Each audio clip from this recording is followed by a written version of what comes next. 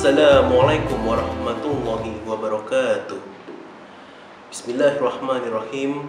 Alhamdulillahirabbil alamin. Wassalatu wassalamu ala asrafil anbiya'i mursalin wa ala alihi wa sahbihi wasallam. Amma ba'd. A'udzu billahi minasy syaithanir rajim. Bismillahirrahmanirrahim. Ya ma'asyaral jinni wal insi in istata'tum an tanfudu min aqtaris samawati wal ardi fanfudu la tanfuduna illa bisultan. Shadaqallahul adzim. Penonton yang dimuliakan oleh Allah Subhanahu wa taala, alhamdulillah pada kesempatan kali ini saya Kurnia Gusti Sawiji akan membawakan sebuah kultum yang bertemakan peran ilmuwan Islam dalam perkembangan teknologi kita. Ayat yang tadi saya ucapkan adalah berasal dari surah Ar-Rahman ayat 33 yang kurang lebih bermakna tentang bagaimana Allah mengatakan kepada kaum jin dan kaum manusia, kita bisa menempuh bumi, melewati batas langit, yang penting dengan menggunakan kekuatan. Nah, kekuatan di sini kita tidak bisa mengatakan ini adalah kekuatan gaib atau kekuatan yang bersifat metafisikal, tetapi kita juga bisa mengatakan sebagai kekuatan ilmu pengetahuan. Dan inilah yang digunakan menjadi dasar ilmuwan-ilmuwan Islam di zaman-zaman kegemilangan Islam atas dasar dari penemuan-penemuan mereka. Untuk sedikit perbandingan di masa lampau itu yang namanya ilmu pengetahuan dia terbaginya 3 biasanya ya, geometri, aritmatika, dan filsafat. Ketiga-tiga ini didominasi, kalau kita lihat secara umumnya ini banyak didominasi oleh orang-orang dari Yunani, orang-orang dari Romawi. Padahal kalau kita lihat lebih dalam, banyak pendapat-pendapat yang dikemukakan oleh orang-orang Yunani itu ditolak mentah-mentah. Bukan saja ditolak ya, tetapi ditolak dengan adanya bukti-bukti yang sahih oleh ilmuwan-ilmuwan Islam yang berada pada time frame atau berada pada lini waktu yang sama dengan orang-orang dari Yunani itu. Kita mungkin mengingat ya, dalam buku-buku pelajaran kita mengenal Aristoteles. Aristoteles ini sebenarnya kalau kita runut kembali, banyak pendapat-pendapatnya yang cukup dibantah, baik itu oleh ilmuwan non-muslim maupun dengan ilmuwan muslim. Salah satunya adalah pendapatnya tentang keberadaan alam semesta yang abadi, yang tidak memiliki ujung dan tidak pula memiliki akhir. Pendapat ini ditolak mentah-mentah dengan seorang ilmuwan Islam bernama Al-Biruni. Nah, ini kita sedikit melihat tentang Al-Biruni ya. Pribadi Al-Biruni ini adalah seorang pribadi yang sangat kuat. Mengapa dia dikatakan sangat kuat? Karena ketika ilmuwan-ilmuwan lain, bahkan salah satu ilmuwan Islam juga ada tuh yang sempat menggunakan pendapatnya Aristoteles. Nah, inilah kita sebut Ibnu Sina. Ibnu Sina ini kebetulan sama pendapatnya dengan Aristoteles ya. Dalam arti kata, baik Al-Biruni maupun Ibnu Sina sebenarnya berakar pada satu, yaitu ilmu dan filsafat tauhid. Tetapi bedanya Ibnu Sina menggunakan pendekatan tauhid yang lebih filosofik, yang lebih falsafah dibandingkan dengan Al-Biruni. Al-Biruni menggunakan pendekatan tauhid dengan Al-Quran. Nah, itulah yang dia gunakan untuk menolak pendapat Aristoteles tentang keberadaan alam semesta. Al-Biruni mengatakan bahwa alam semesta itu ada awalnya dan itu ada tercatat di dalam Al-Qur'an, ya. Kita bisa melihat ada firman Allah yang menyatakan bahwa bumi ataupun alam semesta ini diciptakan dalam waktu 6 waktu. Nah, ini ada sedikit miskonsepsi di sini, ya. Kita harus berhati-hati ketika membaca tafsir Al-Qur'an. Kalau kita membaca tafsir Al-Qur'an yang berbahasa Inggris, ya, Yom dalam ayat tersebut itu ditranslasi, diterjemahkan sebagai days atau hari, sehingga itu menjadi bahan olok-olok oleh ilmuwan non-muslim mengatakan Al-Quran itu tidak akurat. Padahal Al-Biruni telah mengatakan bahwa di situ itu yom pada di situ bukan bermakna kepada hari 24 jam di bumi, tetapi kepada satuan waktu yang lebih luas, ya.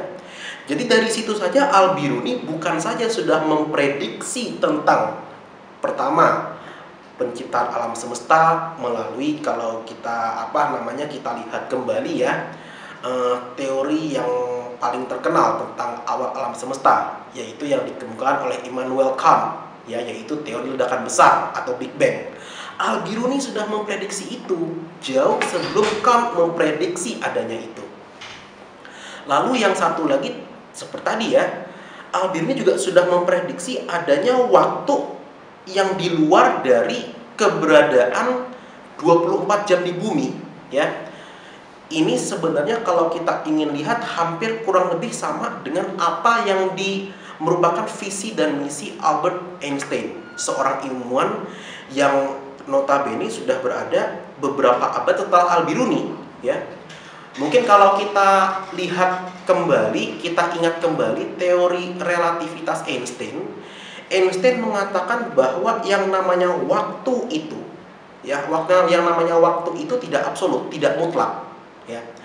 Itulah kenapa kalau misalnya ada seseorang dia pergi dari bumi, lalu dia pergi ke luar angkasa dengan kecepatan yang sangat tinggi, mendekati kecepatan cahaya, karena kita mendasari objek atau unsur yang paling cepat di alam semesta ini adalah cahaya, ya. Kita akan merasakan bahwa waktu orang yang sedang melakukan perjalanan itu, dia akan tetap lebih muda dibandingkan dengan orang yang berada di bumi. Artinya kalau misalnya saya pergi ke planet Pluto sana dengan kecepatan yang sangat tinggi, ceritanya adik saya umurnya 18 tahun, ya. Saya umurnya 25 tahun. Ketika saya sampai di bumi lagi, saya dan adik saya sudah bisa seumur. Saya 25 tahun, adik saya juga sudah 25 tahun. Inilah yang kita nyatakan sebagai relativitas waktu, ya. Nah, tetapi jauh sebelum Einstein memprediksi tentang adanya relativitas waktu, Al-Biruni dari Al-Quran, hanya dari satu kata saja di Al-Quran sudah bisa mengatakan yang namanya waktu itu tidak semata-mata ada pada waktu di bumi, tetapi juga di alam semesta, di luar angkasa, jangka waktu itu sudah berbeda pandangannya. Nah, itulah yang digunakan Allah Subhanahu wa Ta'ala, dimasukkan ke dalam firman-Nya dalam Al-Quran, mengatakan bahwa alam semesta diciptakan dalam 6 waktu, bukan 6 hari, ya. Nah, ini harus berhati-hati nih ketika membaca tafsirnya nih. Banyak tafsir yang mengatakan itu adalah 6 hari, bukan, itu 6 waktu, ya. Nah, itu yang pertama. Itu kita baru lihat dari sisi Al-Biruni. Bagaimana dengan ilmuwan-ilmuwan yang lain? Nah, ini satu lagi ilmuwan, ya. Kita kalau mungkin anak-anak didik kita, ya, anak-anak sekalian yang mungkin berada di kelas 11 mungkin sudah mempelajari tentang hukum Snell. Ayo, masih ingat tidak hukum Snell seperti apa, ya? Dikatakan ini sebenarnya atau kita sebut sebagai hukum refraksi cahaya, ya.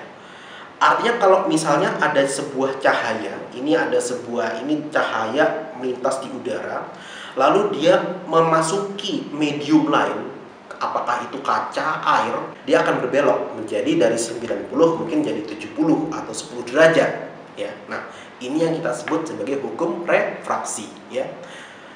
Dalam buku-buku kita selalu dikatakan bahwa hukum refraksi didominasi dengan hukum Snell atau kita sebut sebagai Snell's Law, ya.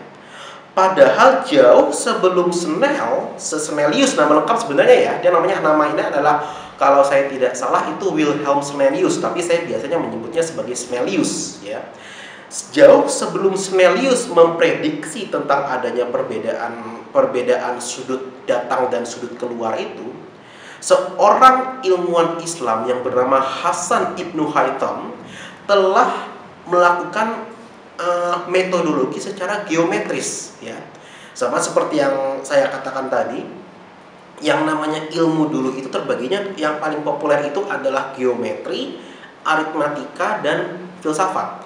Nah, Ibnu Haytham ini, atau kalau dalam orang ininya ya, kalau dalam baratnya dia dibaca sebagai Al-Hazin, ya.